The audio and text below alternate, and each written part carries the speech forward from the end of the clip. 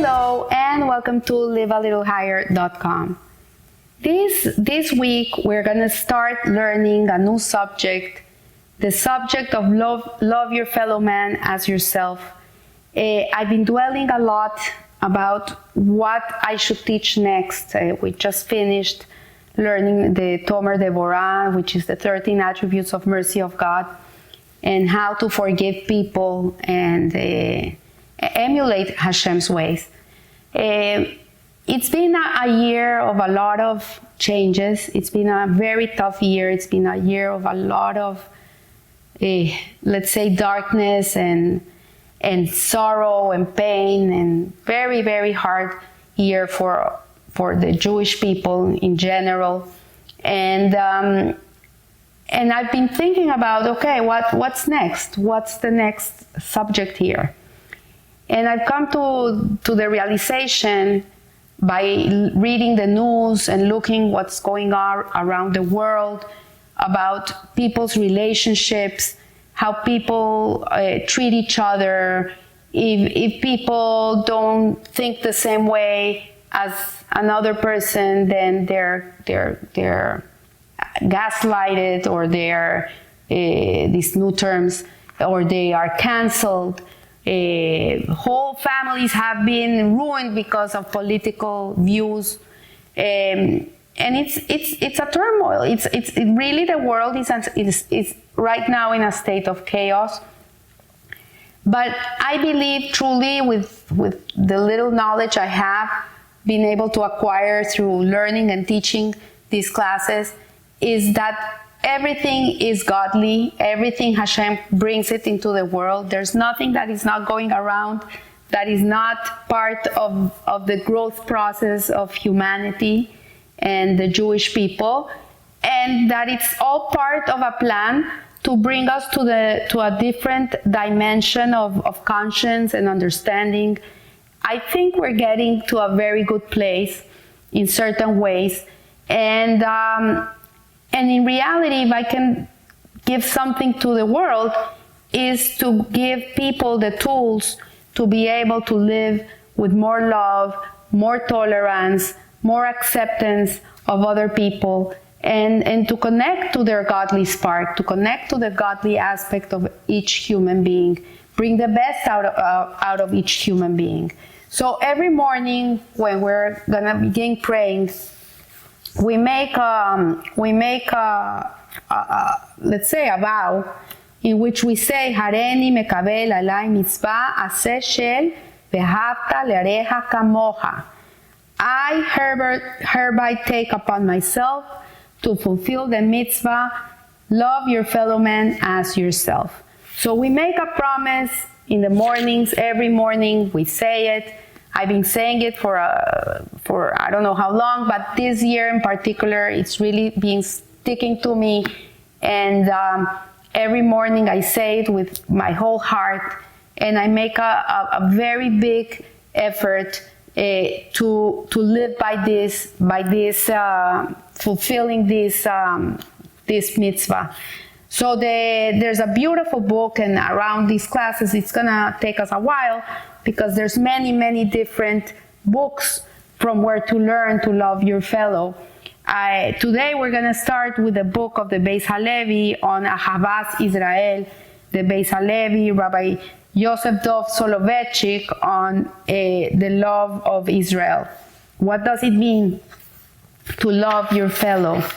And so it starts saying in the introduction, it's written by Rabbi David Sutton. Rabbi David Sutton says that not long ago he was in Eretz Israel, he was in the Holy Land, and he was visiting Gedolim. Gedolim are great rabbis, sages. And he always goes and asks them questions, and he was actually asking about people that are suffering from a lot of mental illness in the community, and anxieties and depressions. And he asked this Rabbi Avraham Pollack, the mashkia of the Slobodka Yeshiva in Bnei Brak, he was asking what should he do with people that came to him with these problems. So he answered with a quote from Shira Shirim, and he said, "How beautiful, how pleasant is love above all pleasure." And Rabbi Sutton looked at him and says, "What do you mean by saying this?" And he said, look at this, what he said.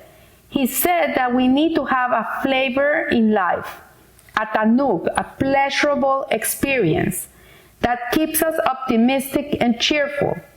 And often when people are depressed, they eat or engage in other pleasures to raise their spirits.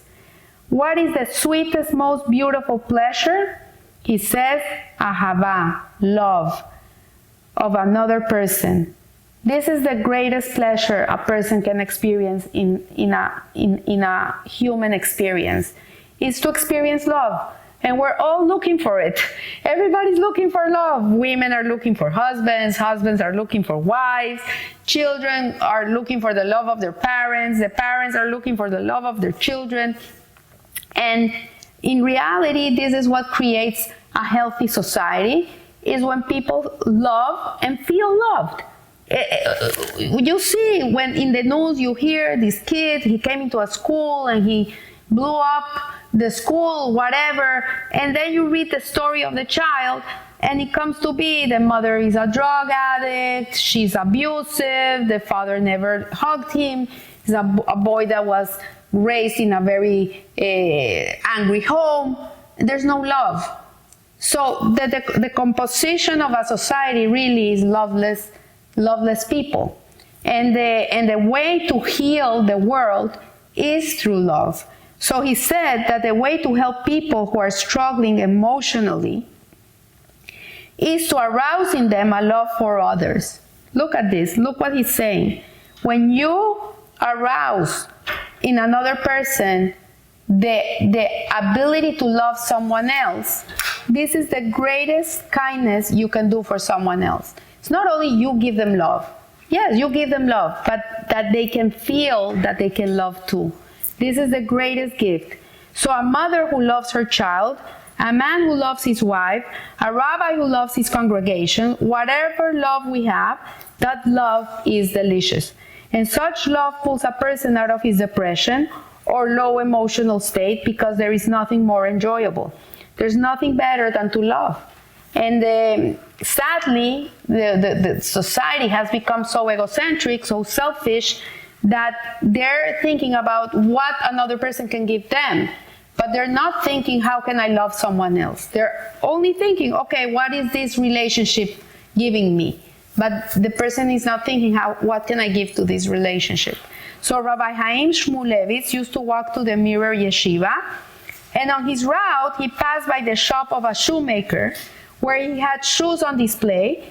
And when Rav Shmulevitz looked at the tiny pair of shoes, he cried. He cried. Someone asked him one day, "Why are you crying? You see these tiny shoes in the window and you're crying."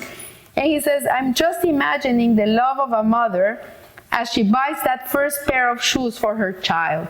So imagine, he's looking at the shoes and he's thinking, oh, that mother that's gonna buy those shoes, she's buying them because she feels so much love for her child.